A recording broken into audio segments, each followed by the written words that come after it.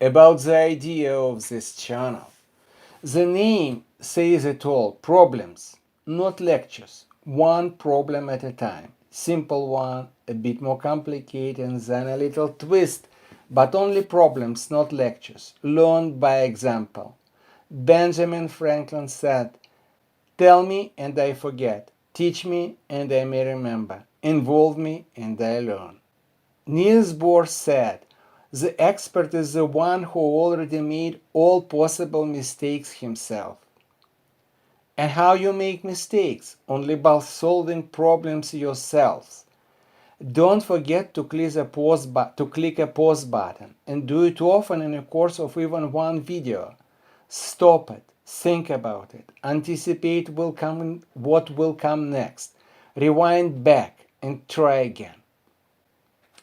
It is by design I use a chalkboard. No music, no animation, no pre-recorded pictures. Old school. Sometimes I make mistakes, typos, and then watch carefully how I found those and fix those. Solving problems on your own above all allows one to make mistakes, to fix those, and this stays in your memory much longer. Get your feet wet, as they say. And I will add to that, the deeper in the water you go, the longer you'll remember this. Quick tips how to use it. If you will just watch my videos, it will be becoming like a lecture. Big deal, some guys shows how to solve the problem. Try to do it yourself. When I do tutoring, I don't allow the student to listen. I actually force him or her to do things.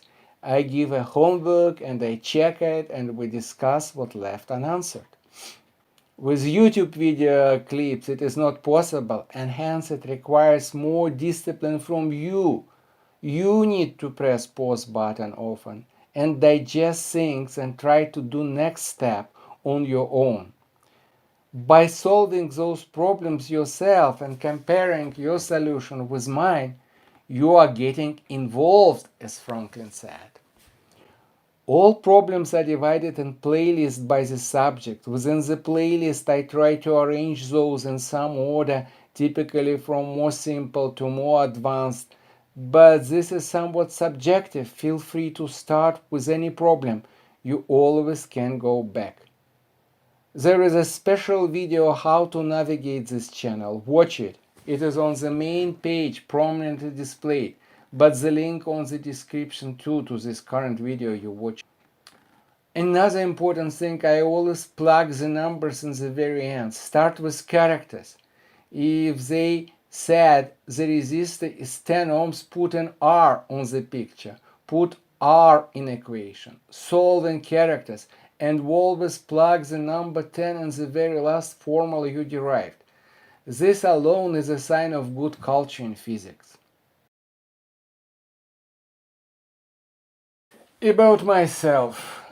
I started early enough: mathematical Olympiads, school for gifted children, chess champion too, followed by top university with 6 years programs, 1200 hours of math, 1200 hours of physics in first 3 years alone, then 2 years of co-op education in leading research facilities, then 4 years after graduate studies, PhD, math, physics, original results in Journals of Optical Society of America, 15 years in research and development, then 30 years in North America working with databases, small, big, and very big.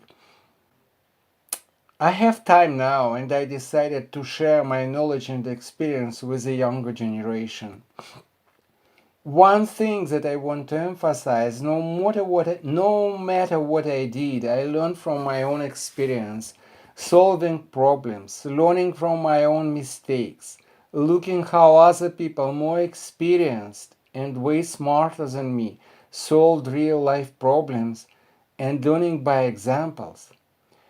I never listened to a single lecture after my graduation, and I never attained a single training course in the last 45 years. New technology arrives, you start working on it, and that's it. learning in the process and solving real-life problems.